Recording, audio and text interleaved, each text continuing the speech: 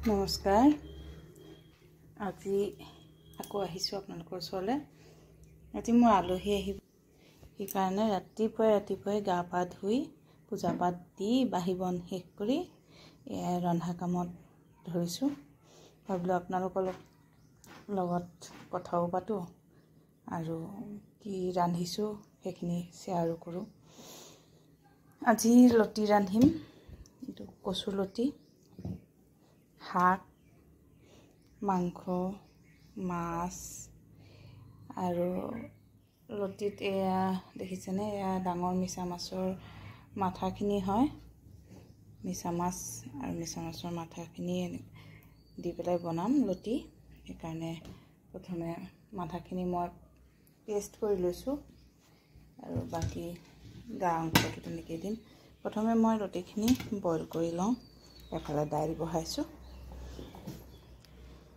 আজি জানেনে, মই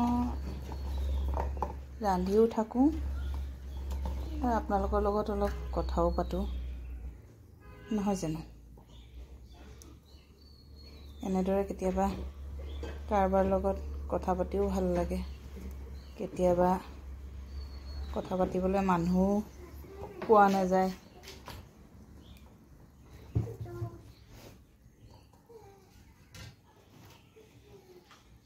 এতিয়া মই এই লতিখিনি অকণমান নেমু টেঙা দি পেলাই বইল কৰি ল'ম।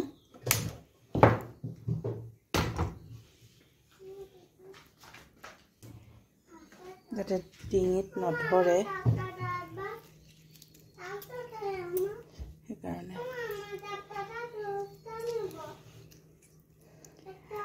আজিকালি প্ৰতি ঘৰে ঘৰে ক'বলৈ গ'লে মাইকী মানুহখিনি হওক, কোনোবা সময়ত মতা মানুহ হওক, বেছিভাগ সংসাৰতে এই পৰকীয়া প্ৰেমৰ কাৰণে সংসাৰ এখন ভাঙি যায়, নহয়নে? আমি সমাজত দেখিয়ে আছোঁ।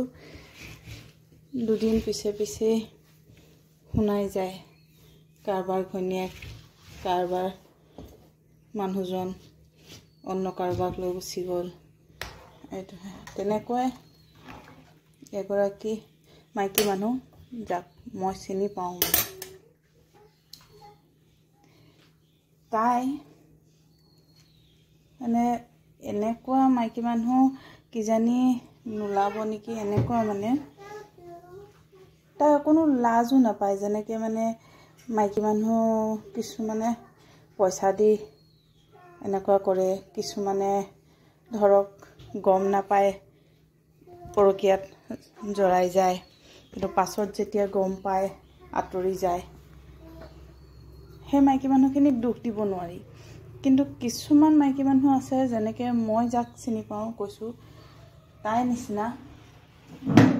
তাহাঁতি চব জানি বুজিও এখন সংসাৰ ধ্বংস কৰি দিয়ে, ল'ৰা ছোৱালী চব বৰবাদ কৰি দিয়ে। ইমানেই মানে তাহাঁতৰ কি ক'ম, মানে ইমানেই তাহাঁতৰ তাহাঁতি পইচালৈও কাম নকৰে। তাহাঁতি কৰে কেনেকৈ মানে মতা মানুহ, ল'ৰা ছোৱালীৰ বাপেক যি সংসাৰ কৰি আছে, যি অকণমান মাইকী মানুহৰ প্ৰতি দুৰ্বল, তেনেকুৱা মানুহক তাহাঁতি এইম কৰে আৰু ফেচবুকত প্ৰথম ফ্ৰেণ্ড ৰিকুৱেষ্ট পঠিয়ায়, তাৰপিছত নিজৰ গিৰিয়েকৰ, তাৰপিছতে মানে কি কৰে, তাহাঁতি লাহে লাহে নিজৰ সংসাৰৰ হাজাৰটা দুখ দেখুৱায়। দুখ সুখ চব সংসাৰতে থাকে, নহয় জানো? কোনোতো সুখী নহয়। কোনোবা পইচাৰ ক্ষেত্ৰত, কোনোবা সন্তানৰ ক্ষেত্ৰত, কোনোবা বেলেগ কিবা ক্ষেত্ৰত, কোনোবা অৰ্থনৈতিক ক্ষেত্ৰত, কোনোবা মানসিকভাৱে, চবেইতো কিবা নহয় কিবা দুখত জৰ্জৰিতই। তথাপিও এনেকুৱা মাইকী মানুহবোৰে এনেকুৱা দুখ দেখুৱায় যেন তাহাঁতৰ নিচিনা দুখী মানে পৃথিৱীত নাই নেকি।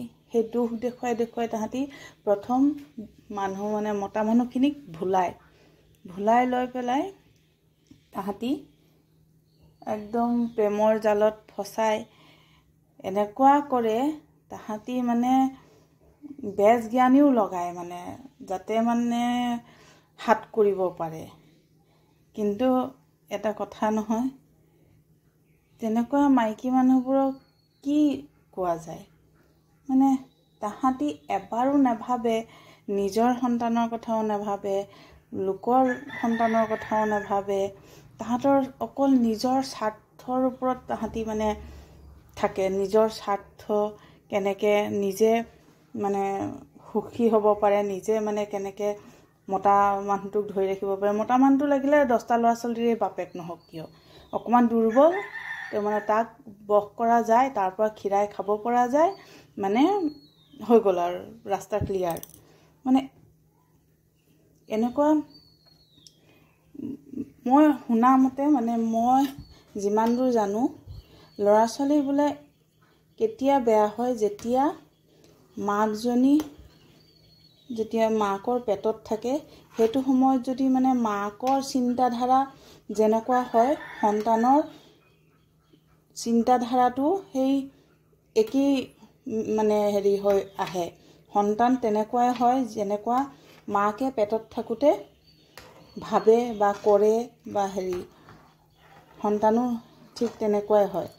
যদি ভগৱানৰ প্ৰতি ভক্তি ৰাখে, তেতিয়া সন্তানো ভগৱানৰ প্ৰতি ভক্তি সন্তানৰো আহে।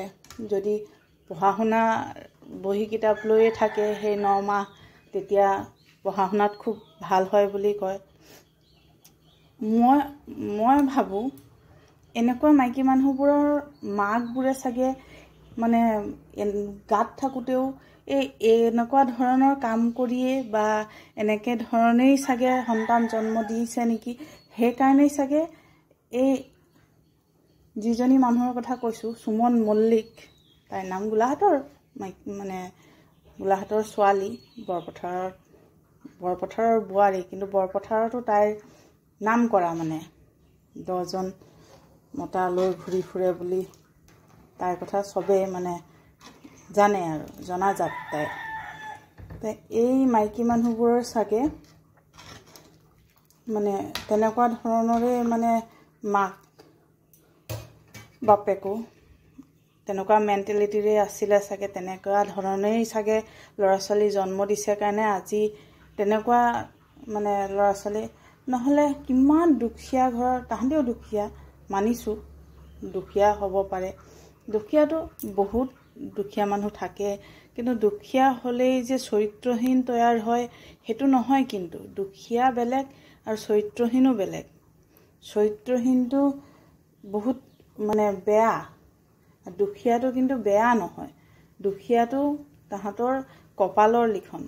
কিন্তু দুখীয়া হৈ পেলাই তাৰ মানে কিবা উঠাবৰ কাৰণে মতা মানুহ ফচাই, সংসাৰ ভাঙি কাৰোবাৰ সংসাৰত সোমাই মানে কৰাটো জানো মানে ভাল কিবা সেইটোতো নহয়, সেইটোতো মানি লোৱা নাযায়। আৰু তাহাঁতি ভাবে তাহাঁতৰ এইটোৱে চাগে মানে খুব ভাল জীৱন, কিন্তু ওপৰৱালাইতো চাই থাকে তাহাঁতৰ জীৱনটো ইমানো ধুনীয়াকৈ নাযায়।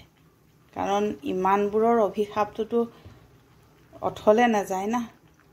অভিশাপ মুখেৰে দিলে নালাগে, কিন্তু অভিশাপ সেই মানুহগৰাকী বা এই মতা মানুহটোৰ ল'ৰা ছোৱালী, তাহাঁতিতো এদিন হ'লেও কান্দিছে, এদিন হ'লেও মানে কৰিছে, তো সেইখিনি কি অভিশাপ হৈ নালাগে নেকি? সেইখিনিতো লাগে, ভগৱানেতো দেখে।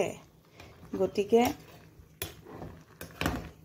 সকলোৱে এনেকুৱা মাইকী মানুহৰ পৰা দূৰত থাকিব, নিজৰ সংসাৰখন সদায় বচাই ৰাখিব। মতা মানুহসকলকো কৈছোঁ, নিজৰ মানুহজনী আছে, নিজৰ 2টা সন্তান আছে, তাক লৈ থাকিবলৈ চেষ্টা কৰিব, মানুহজনীক মানে সুখী কৰিবলৈ চেষ্টা কৰিব। বেলেগৰ মাইকী মানুহে যিমানেই নিজৰ দুখ নেদেখুৱাওক কেলে, দুখীয়া হ'লে কিবা এটা দি দিব, কিন্তু দুখীয়া বুলি কাকো তাৰ সুবিধা ল'বলৈ নিদিব। নিজৰ সংসাৰখনক সদায় বচাই চলিব। বহুত কথা পাতিলোঁ আপোনালোকৰ লগত। এতিয়া ৰান্ধো ইয়াত দেখিছেনে আজি আমাৰ বাহিৰৰ পৰিৱেশটো আহকচোন কি ৰান্ধিছো চাওঁ